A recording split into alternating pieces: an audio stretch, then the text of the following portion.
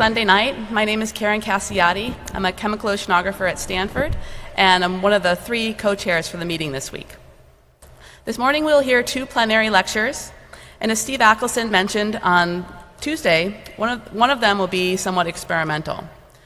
The talk will be given remotely in real time by Dr. Corrine Le Quere, Professor of Climate Change, Science and Policy, and Director of the Tyndall Center for Climate Change Research at the University of East Anglia. The second talk will be given here on stage by Dr. Antje Boytjes, Professor of Geobiology and Head of the Group for Deep Sea Ecology and Technology at the Max Planck Institute for Marine Microbiology in Bremen. Before I introduce our first speaker, I wanted to tell you a brief story about the evolution of this remote plenary. When we first asked Corrine to deliver a plenary lecture at this meeting, the Tyndall Center, where she is director, was preparing to release a new travel strategy.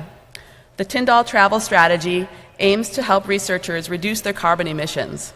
It essentially calls for the research community to walk the walk on climate change by reducing travel and exploring the use of alternate methods of communication. So Dr. Le Quere proposed an interesting experiment. Could she give her plenary lecture remotely from the UEA? Her proposal resonated with the program committee on a number of levels. Initially, from the climate change perspective, as Steve eloquently described on Tuesday. But I think the idea really took hold when we started thinking about it as a mechanism for broadening inclusion and accessibility. Attending a meeting is an important component of the scientific process. It provides an opportunity for networking and exposure critical for career advancement. But there are often barriers to meeting attendance, be they lack of funding or responsibility for supportive dependents at home. These can be issues at any career stage, but I think the issue is especially acute for early career scientists at such an early time and important time in their careers.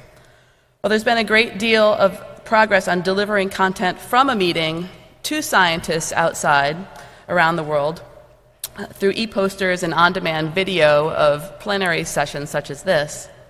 We're just beginning to explore the mechanisms for content to be provided to meeting attendees from the outside world.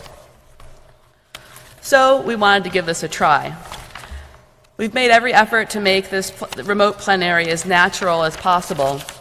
And I will now walk through some of the logistics for this morning. Dr. Le Quere will give her talk via live stream from the University of East Anglia. We will then open the aisle microphones for live Q&A. It may take a few moments to change feeds to allow the two-way communication, but during that time, please queue up at the microphones to be prepared to ask your questions. You may also tweet questions to Corrine using the handle #OSM16 during or after her talk. And at the end of the session this morning, Corrine will be available for informal conversations on a computer here near the stage starting at 12:45. Now let me introduce our first speaker. Dr. Le Quere is a climate scientist at the University of East Anglia. She conducts research on the interactions between climate change and the global carbon cycle. She earned a PhD in oceanography from the University of Pierre and Marie Curie in 1999. Soon after, she became a senior scientist at the Max Planck Institute for Biogeochemistry in Jena, and then joined the faculty at UEA in 2004. Professor Le Quere was one of the lead authors of the IPCC 3rd, 4th, and 5th assessment reports from Working Group 1, which is responsible for assessing the physical science basis for climate change. She co-led chapters on carbon and other biogeochemical cycles and on ocean climate change and sea level. She was also drafting author of the summary for policymakers. In addition to this work for the IPCC, she leads the annual publication of the Global Carbon Budget, which just delivered its 10th update in December. These manuscripts provide careful analysis of global carbon emissions and their partitioning amongst the atmosphere, ocean, and land. These estimates are used to support research and policy on climate change. She's been awarded the 2015 Blaise Pascal Medal of the European Academy of Sciences, the 2013 Copernicus Medal, and the 2012 Claude Bartholdi Award from the French Academy of Sciences. We are delighted to have her speak to us this morning. Please join me in welcoming Professor Corrine Le Quere.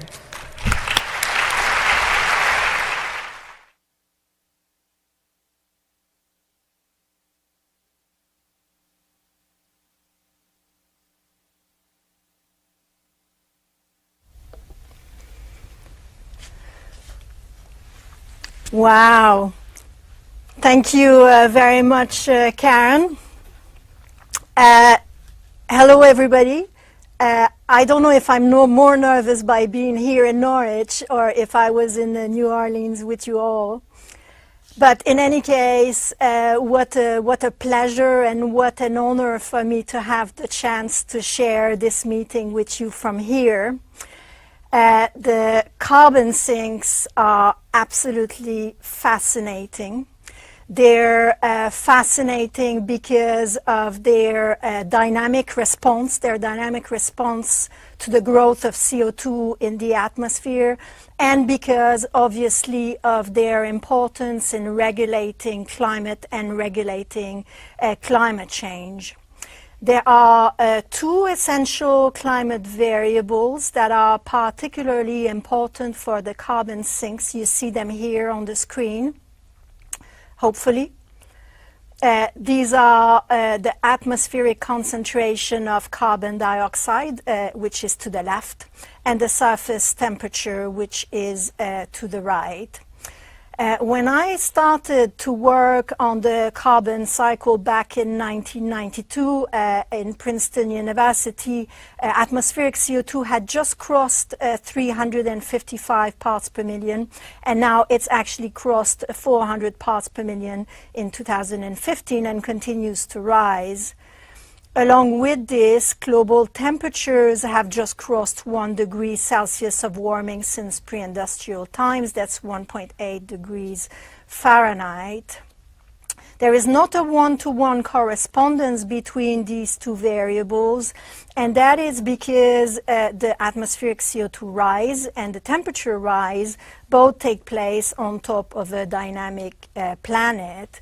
For example, with particularly warm years, such as this year, an El Niño year, the very last on record here to the right, you have particularly warm amounts of warming, and following volcanic eruptions, there's relatively cool warming, but the trend is very obvious.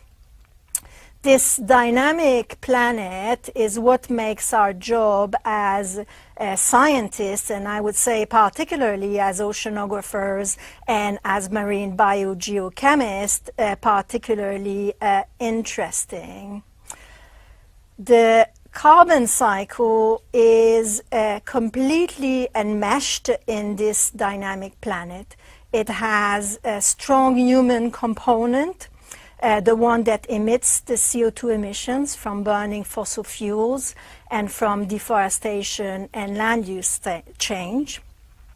But of these emissions, only 55% remain in the atmosphere year on year. The rest, 45%, apologies, the rest is absorbed by the carbon sinks on land and in the ocean. The reservoirs store naturally large amounts of CO2 themselves, and they respond to rising CO2 and climate change. I think we do a good job as scientists to untangle the various drivers of observed change. In particular, I think that the IPCC, the Intergovernmental Panel on Climate Change, is one of the most powerful scientific inventions that has ever been made, that there ever was, if we can call it an invention, and I think actually that we can. Here is on this figure here to the right is some evidence of our hard work. From the last plenary of the IPCC Working Group 1, the Physical Science Basis in Stockholm in 2013. You can see me at the front there. It was really 4 a.m. in the morning, so that's actually a proof of our hard work in some sense. You might also recognize Chris Sabine in the background, and at the top Thomas Stocker, Chinda A. and Kaspar Plattner, who is also a marine biogeochemist. We spend a lot of time and effort in our community to clarify the evidence on climate change and on the state of the environment in general. But we are not the only ones, the scientists, we're not the only ones to do hard work or to work hard to protect the environment. In fact, there are tens of thousands of people, and maybe even more, outside of science who are dedicated to ensure that the planet we live in is to a large extent livable. And here are some of these people to the left. They're diplomats, politicians, people with real jobs, decent working hours. These people have equal dedication to their understanding of what is good for the planet as we do. The Paris Agreement on climate change is, in my opinion, a masterpiece of diplomacy. For the science, it has three elements that together could mean the success in tackling climate change. First, it has a strong ambition to limit temperature rise well below 2 degrees Celsius, and even to pursue efforts to limit the rise to 1.5 degrees Celsius, so 2 degrees is 3.6 Fahrenheit. Second, it has a requirement for the balance of the sources and sinks. So these are our own words from the climate research community. We talk about sources and sinks, and it appeared in the Paris Agreement. And third, it has a review process every 5 years, giving us, the scientists, the chance to review the evidence and to fine-tune our requirements, essentially keeping us in our jobs until we retire. This is such a precious and unique interface between science and policy. No other field of science has that. For example, medical research has a range of issues that are really clearly important for human and population health, be it infectious disease, growing mental health, use and abuse of drugs, but they have no such mechanism to inform big decisions on the human health. Same thing for food research. Think of GM pest outbreak. And so the IPCC is unique, and I think the Paris Agreement demonstrates that it actually works, that it has been worth all the effort, and that there are large and powerful groups of people ready to listen to the voice of the science community outside of science. I will come back to this a little later in my talk towards the end. But just to conclude on this introduction, we have a lot of trust from the public as scientists. A recent survey in the UK showed that over 80% of the public trust scientists, and that's compared to less than 20% for politicians and about 20% for journalists. So this is a big privilege that we have, to have this very strong and respected voice in society. But let's move on to the carbon sinks, the topic of my talk. I'm starting the carbon sink presentation by providing a bit of background on the natural carbon cycle and how it evolved with human civilization. I started my first university degree in anthropology, actually, because I thought this co-evolution between humans and the environment was fascinating. So what you see here is the 800,000 years of atmospheric CO2 concentration as measured in ice core data. This will be very familiar to many of you. This ice core record is one of the most famous records, along with the Mola-NOAD, which I showed earlier. CO2 concentration was about 280 parts per million during interglacial, and it went down by 100 parts per million. 100 parts per million is a lot of CO2 during glacial period to about 180 parts per million in a world that was 4 to 5 degrees cooler than today. Did you know that Homo Sapiens, so our own very own human species or animal species, only developed during the last of these glacial periods? And at the very end of this glacial period, so about 10,000 years ago, the population of the Earth had reached about 5 million people. So that is the same as the population of Louisiana, but spread out all the way around the world. So the entire population of Louisiana spread out. That's very little stress on the planet. And so that obviously these variations are natural and not due to mankind. Very pure planet, very little influence of mankind. Such variations on thousands of years can only be due or primarily be due to the ocean, because on this time scale, everything that goes in and out of the terrestrial biosphere is then reabsorbed or re-outgassed by the ocean.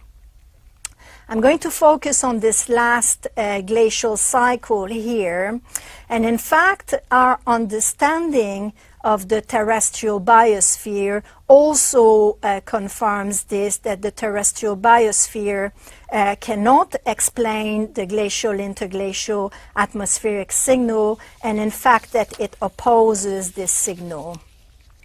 What you see here is a focus of the last glacial cycle. What you see here is the summary that was published in the last IPCC of the processes explaining this signal.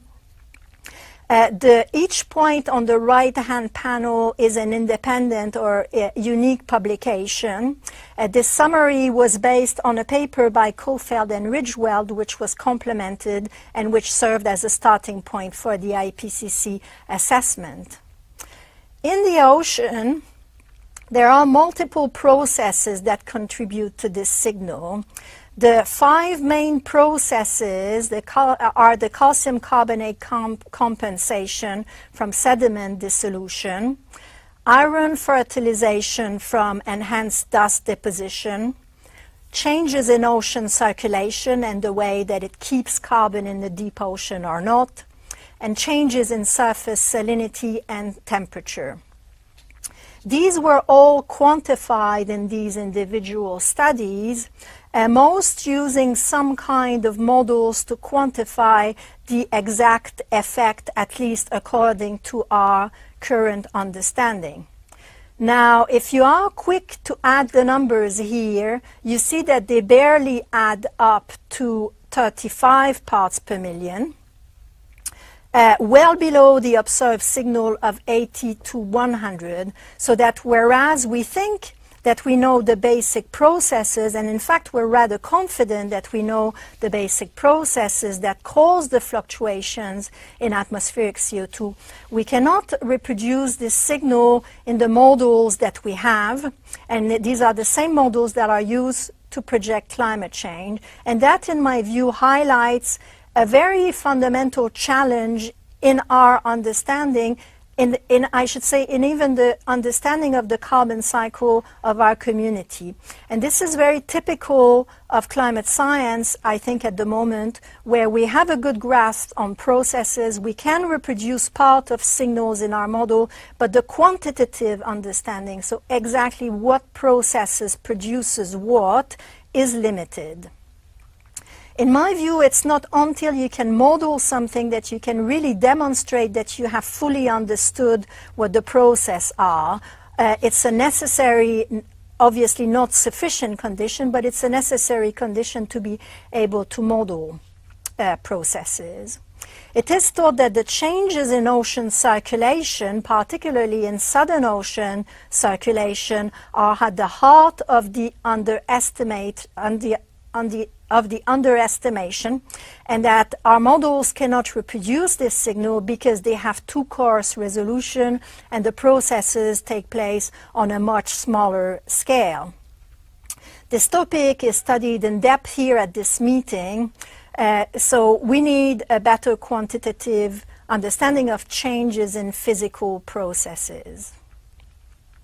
I didn't really like anthropology when I was at university, so one day at the end of my first year, I decided to change topic.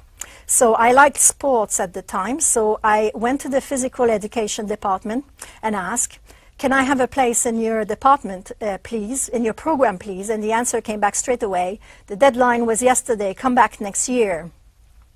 And so on this disappointing result, I walked home, passed accidentally the physics department, walked in and said, can I have a place in your program, please? And the answer there was, yes, dear, we take everybody here.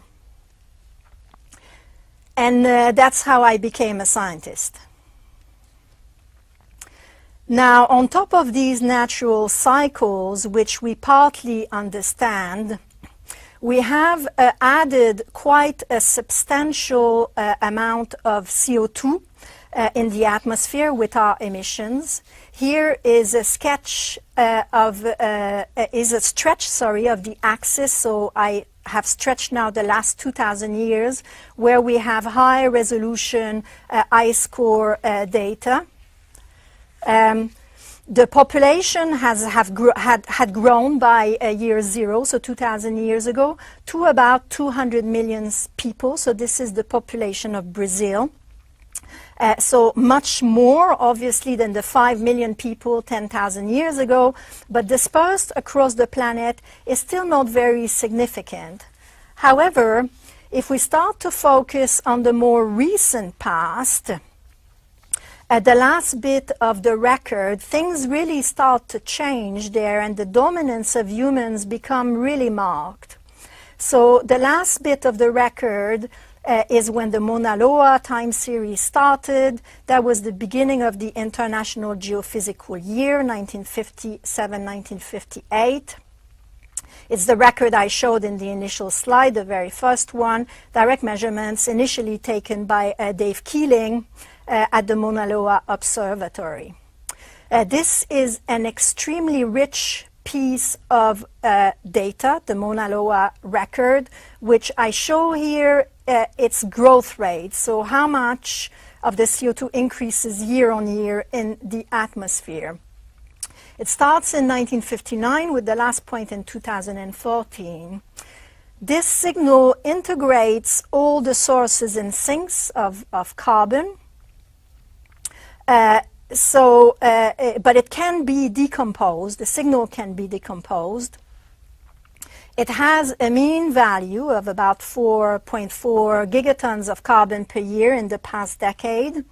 It has a trend of about half a petagram of carbon per year per decade, so it increases by about half a petagram of carbon per year per decade, and it has very large interannual variability, almost 1 gigaton of carbon per year per decade as measured with its standard deviation of the interannual signal. For 10 years now, I coordinate a community effort, as Karen mentioned at the beginning, the annual update of the global carbon budget by the Global Carbon Project, to assess every year the contributions of the emissions and the sources and sinks of carbon to the growth rate of CO2 in the atmosphere.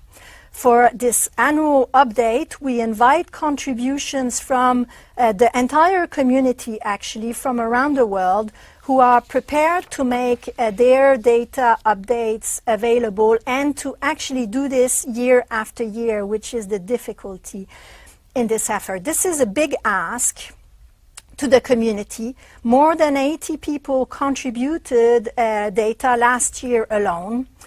The nice thing about this effort, in my view, one of the nice things, is that every year we find something interesting to say about the annual update, interesting enough to be published in the media. And that mainly it's about carbon emissions, but we do make really big efforts to talk about the carbon cycle at large when we do these media releases, and we do make also big efforts to have messages that are as accurate as they can be at the moment of release. And that exposure of carbon cycle research to the public, repeated year on year, is, in my view, really beneficial to the community in terms of public understanding of climate science and how the carbon cycle influences it. There is another advantage to these updates, and that is that it serves as some sort of a memory for the community so that we progress in our understanding in a bit of a coordinated way. Although each year only small progress in our understanding takes place, I think over the past 10 years we've seen a lot of offsprings of papers through these carbon budgets that use the data and that use the analysis to build on and make their own observations about change. Now I'd like to say a few words about what the carbon budgets look like for the ocean. For the ocean sink, so at the bottom left, is what we know about the synthesis that we can do about the ocean carbon sink over the last 55 years. It's on the same y and x axis as the observation growth rate, same unit. The sink increases downwards here, so you can view the oceanic panel in this picture as penetrating in the ocean. That's carbon penetrating in the ocean. For the ocean carbon assessment, we have a combination of 7 modeling groups that submit every year, and we have also 2 data products. Now, data products are really interesting. I mean, they're really the cutting edge of our capacity to quantify annual carbon sinks, I think. The data products are based on PCO2 observations. The 2 that I show here, one is from Landschuster and colleagues based on a neural network analysis, and the other one from Rodenbeck and colleagues based on ocean data assimilation in a box model. And these integrate PCO2 observations, and for the carbon budget, they use the very latest data from Ocean Survey, which the data community kindly makes available in a timely fashion every year for this exercise. This is based primarily on the SOCAT synthesis, but the latest data are always new data, always preliminary, and they're integrated in this analysis. So what does this figure show, actually? That there is some agreement among methods in the ocean, both the models, the 7 models in pale, the black line, which is a model synthesis, and the data products, and that there's some agreement, but they differ, although they differ exactly in their assessment of how much interannual variability there is in the ocean. In all cases, it is much smaller than what is observed in the atmospheric record, so that in terms of influencing the atmospheric CO2, the decadal trend and the mean sink of the ocean have far more importance, and I think the decadal trend in particular is becoming more and more acknowledged as a very large, important element of constraining atmospheric CO2 and climate. The interannual variability is mostly accounted for by variability on land. This has been suspected for a while. In our annual carbon budget, we have submissions from 11 dynamic global vegetation models. So these are terrestrial models that reproduce processes. And as a model ensemble, they mostly account for this interannual variability consistent with the combined assessment from ocean model and data product presented here. For the decadal variability, the Southern Ocean appears to be one important region with particularly large decadal trends and variability, as highlighted in a study from Landschuster and colleagues here on the insert. The study showed that the large weakening of the Southern Ocean, which my colleagues and I had identified actually about 10 years ago, and you see it as a hump around year 2000 here, has now reversed in the past decade, at least temporarily, and possibly following a short-term reversal of the southern annular mode. Yet in the details of the comparison, so both the global comparison and the southern comparison here, there are worrying mismatches among estimates that suggest that we still have quite a long way to go before we can have a high confidence in our estimate of the ocean carbon sink decadally and also intraannually. Just to point out here that the differences among data products is as large as the difference between the data products and the models. And I think this is really quite promising in a way, because we can actually improve the data products to go towards what we think is the reality, and that will really inform how we can model the carbon cycle in the ocean. In my view, the most important question about the marine carbon sink, which we have not yet resolved, is what has been the contribution of climate change to the recent decadal trend in the ocean carbon sink. We expect a weakening of the ocean carbon sink from warming and climate change. The IPCC made the statement, climate change will affect carbon cycle processes in a way that will exacerbate the increase of CO2 in the atmosphere.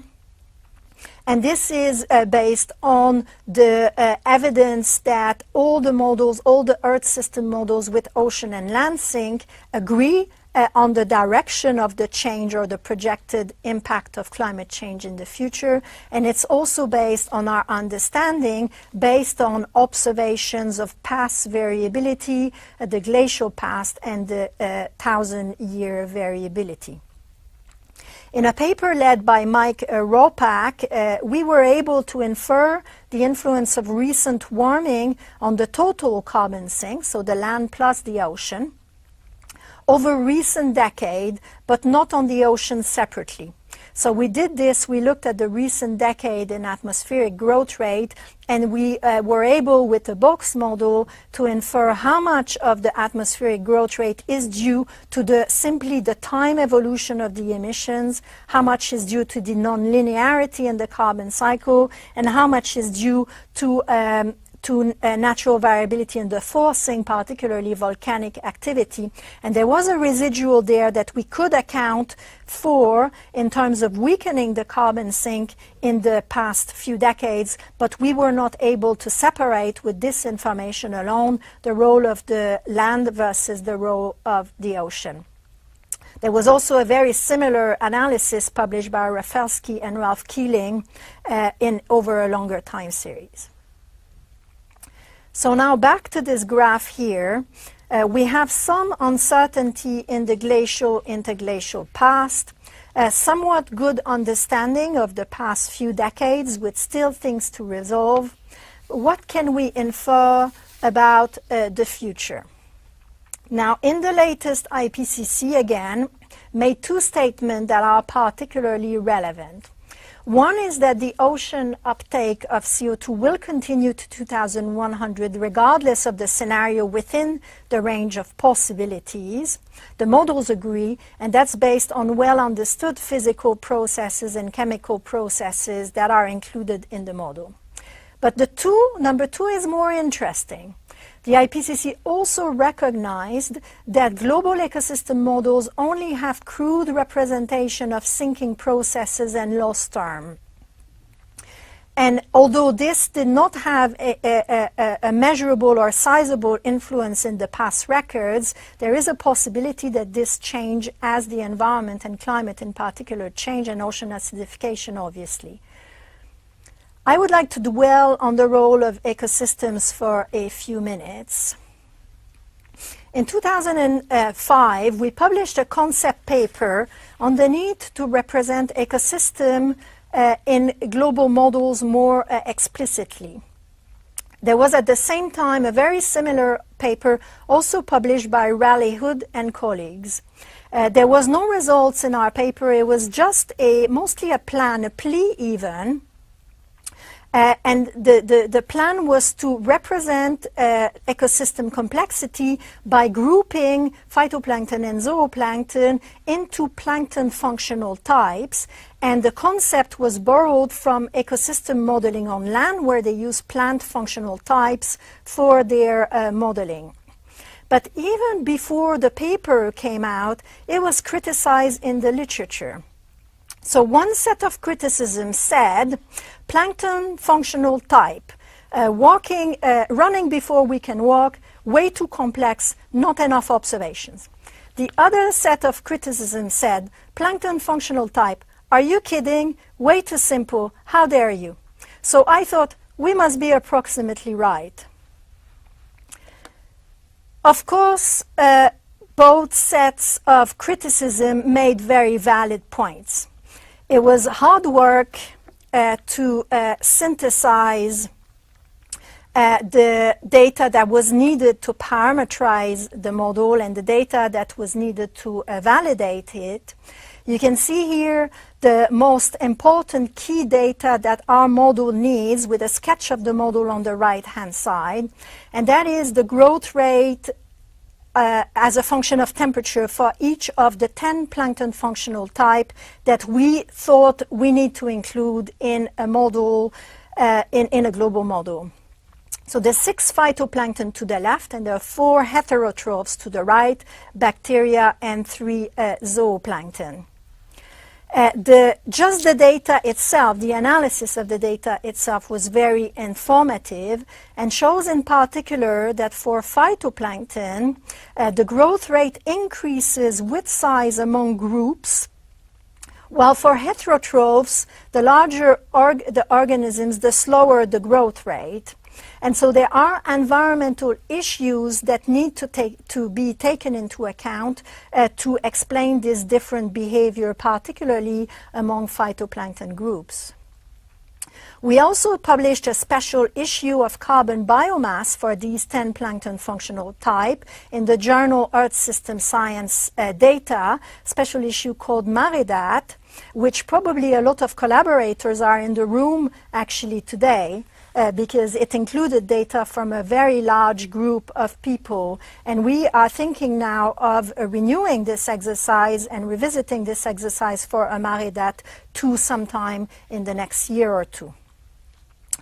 With this modeling approach, we obtain one result that I think is particularly interesting. And that is that a model with multiple plankton functional types is much better at reproducing the low chlorophyll concentration that is observed in the Southern Ocean summer, which is seen here. This is the summer surface chlorophyll concentration. You have both models here that are at the bottom. The middle panel shows a simpler model that has a relatively conventional number representation of ecosystem, and the bottom one is the more complex ecosystem model. So both models have identical physics in this experiment, and they both have iron limitation, which is also very important, as we already know from decades of iron fertilization experiment. What is happening in the bottom model is that we represent 3 types of zooplankton, and the largest of these zooplankton is a slow-growing organism, a krill-like zooplankton. This slow growth in that top zooplankton produces a dynamics of trophic cascades that differs in the north compared to the Southern Ocean and creates this interhemispheric difference that is observed. Not all of it, as I mentioned, iron also plays a big role in this, but it is insufficient to be able to reproduce this signal in the model iron alone. In the model, this level of complexity in grazing processes was essential to remove the bias in chlorophyll in the Southern Ocean summer that is widespread, actually, among global biogeochemical models.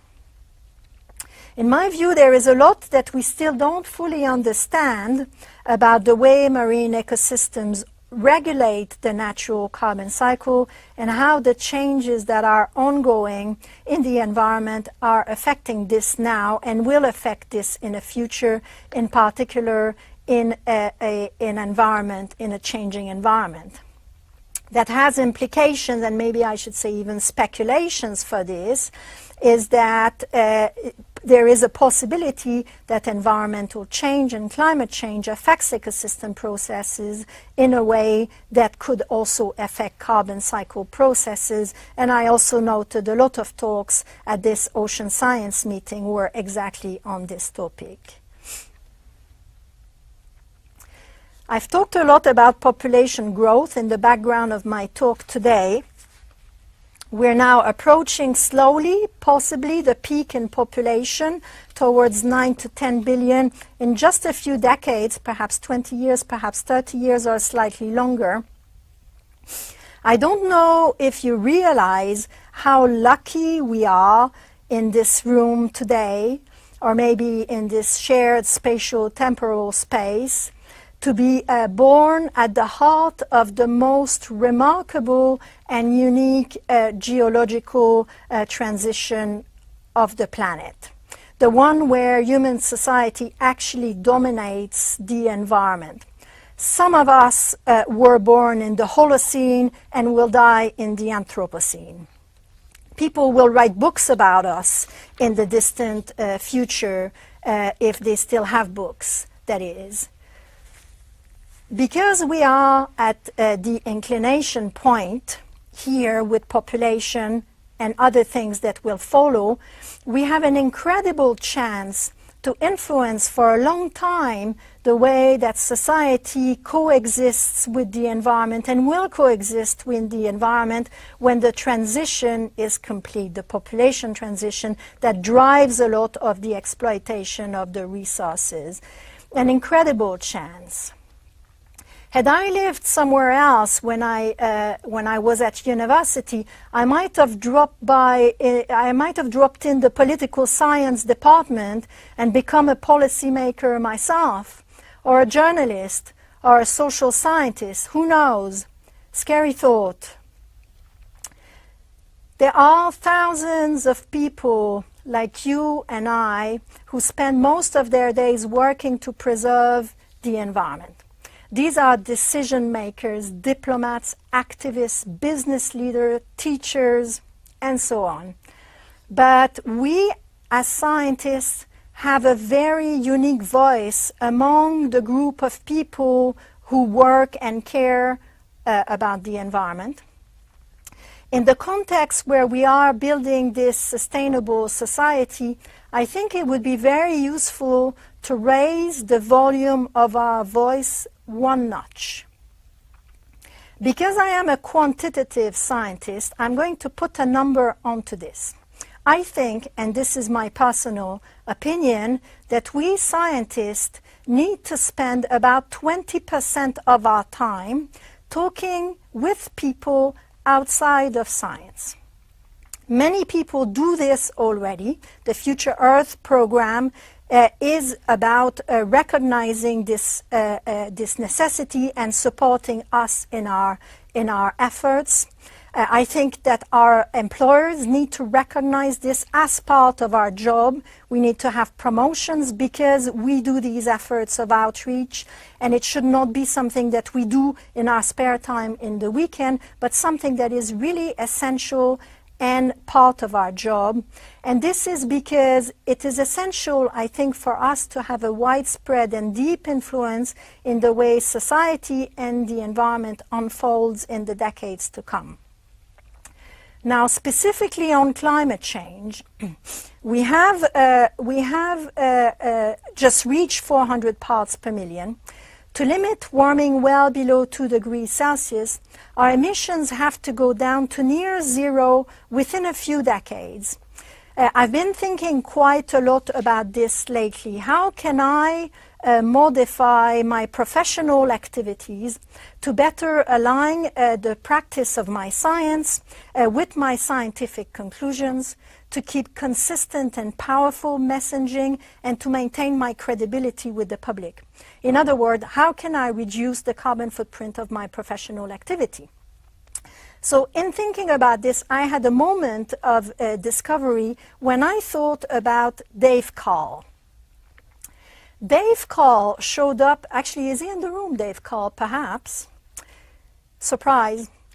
Anyway, Dave Call showed up at a CO2 meeting in Japan in February 2000. big room, hundreds of people. I was there, packed, everybody in expectation for him to present his presentation. And he delivered the very first PowerPoint presentation that I saw, which you can see on the screen here. In fact, I was so disconnected from new media at the time that I didn't even know that PowerPoint existed. So Dave took me completely by surprise and instantly became my hero, which he has been ever since.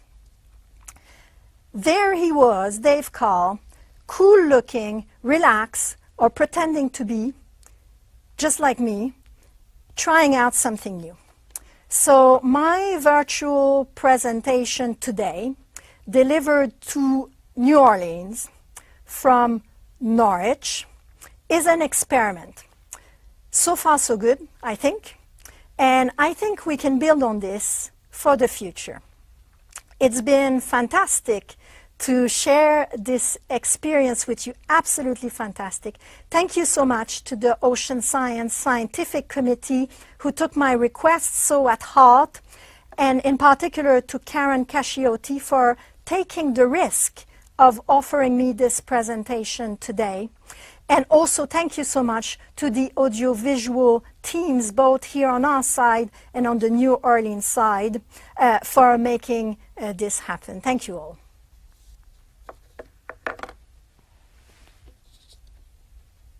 Okay, we're done.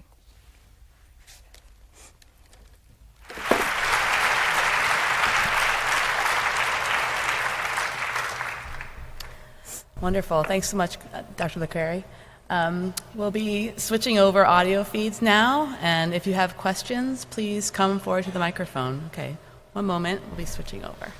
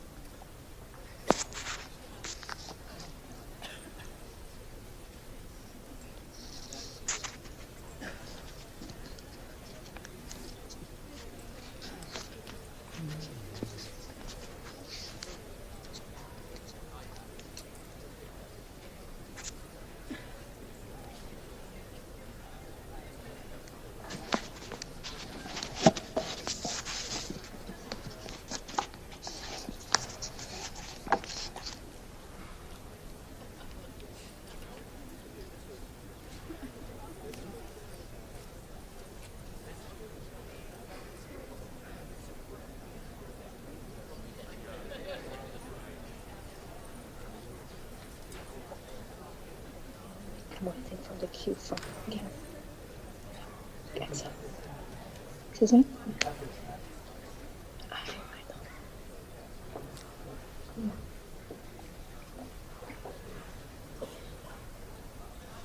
Can I see the question? Somebody returns and just destroyed account. Questions. Quoting what you said, and then I was going to it accounts.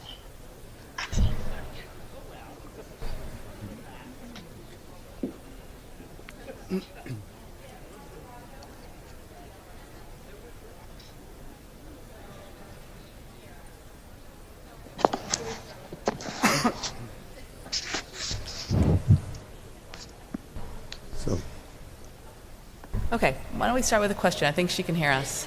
Okay. I can hear you. My name is Wei-Jun Cai from University of Delaware. It's a great talk. We know that none of these assessments so far include the coastal ocean, which may behave very differently from the open ocean. And there are some emerging evidence and maybe also theory that the coastal ocean has shifted from a source of CO2 in the pre-industrial time to be a sink today, and likely this sink is increasing. The question to you is, if this is the case, will that change some of our consideration? And the second, if there are any plan with the IPCC assessment to put more attention to the coastal ocean. Thank you. Thank you for your question. Thank you very much. Indeed, the coastal ocean is extremely important.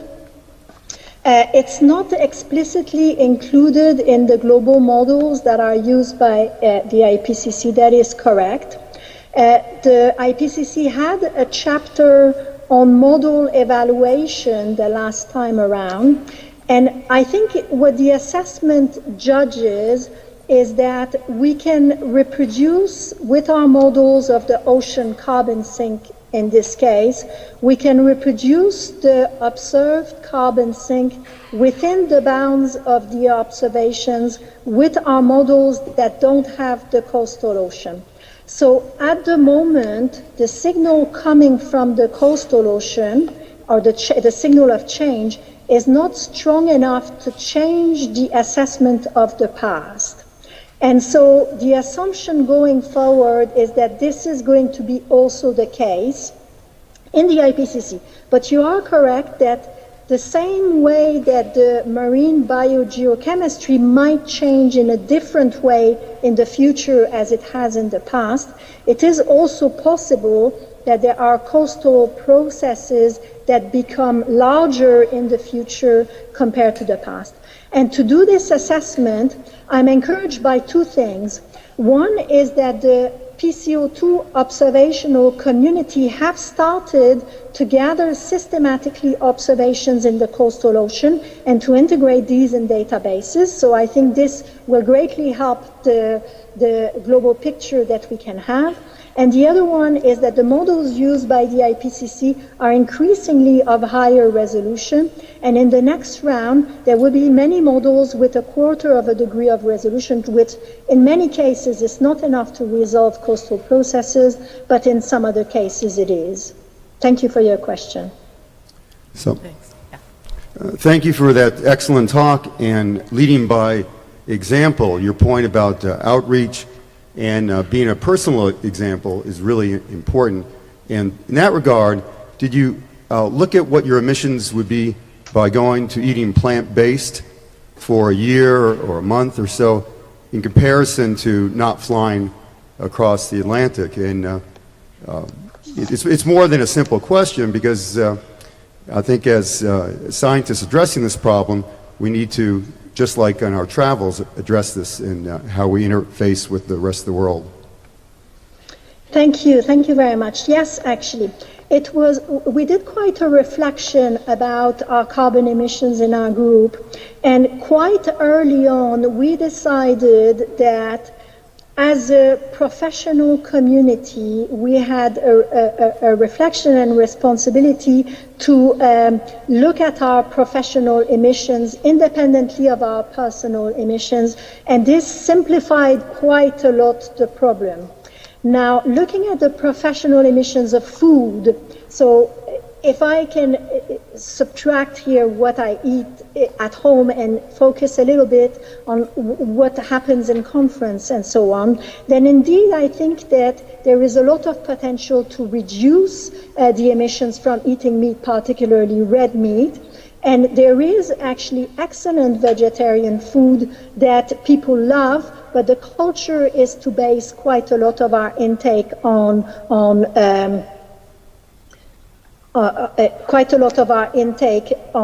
meat, actually. Turn video on. Thanks for your talk and your excellent work.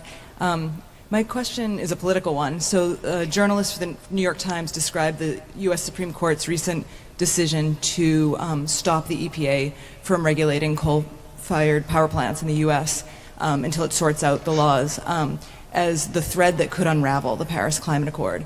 And I wonder if you think that the accord is that fragile to that single decision, or is it robust and will it stand up? Will the other countries wait for us to sort this out and continue apace? Thank you. Well, I mean, the decisions that will take place in the US will create ups and downs in this pathway of decarbonizing the global economy.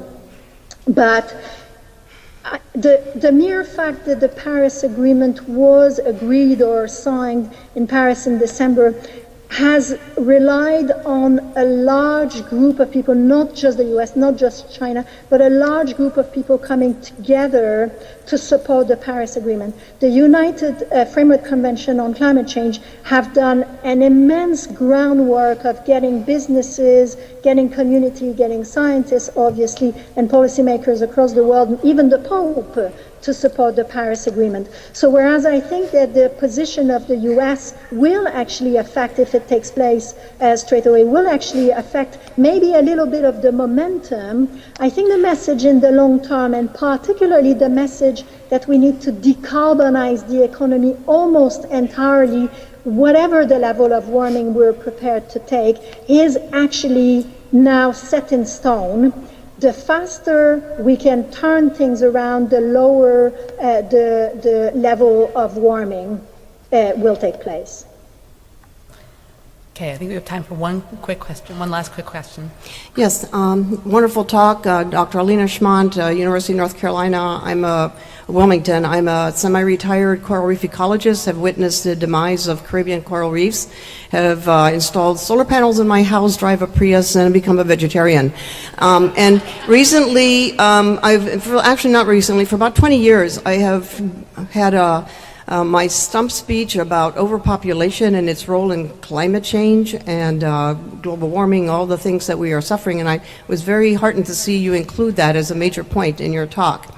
Now, as a non-climate scientist, I have spent a lot of time trying to, give lectures to elderly citizens, student groups, things of that kind. And have people like yourself considered putting together user-friendly, good graphics and points for people like me can use? Because I tried to, comb through NOAA websites and other places and trying to find good graphics. But for those of us who are not experts, I want to make sure that I don't have missteps in representing the picture to non-scientists. And while I, can try to do the best I can, but I think it would be really helpful if there were some PowerPoint set up there for those of us who want to do more of this. Your point of spending 20% of your time, getting outreach to the public. If we had places we could go and get some canned lectures that we could give over and over and over again and be sure that we're saying the right things, that would be really helpful. Thank you for your talk. I think you put your finger on something that is very, very true there, that the background material that we could easily share among ourselves to support each other in these communication efforts is really difficult to find. In these global carbon budget update that we do every year, we do keep a PowerPoint up to date on the website of the Global Carbon Cycle, but I will be the first to admit that this is quite complicated. If you take these slides for a public audience, you'd have to still work on them quite a lot. I think that also the IPCC has missed out a little bit of an opportunity on this potential here, because it's not his job, because they have a lot to do in the assessment, but there really is missing a little body here that could actually provide material that is at the right level to speak to the public. And I don't have a solution to this. I do think that the Future Earth program could have a role to play here in supporting the scientists in their communication and outreach exactly in the way that you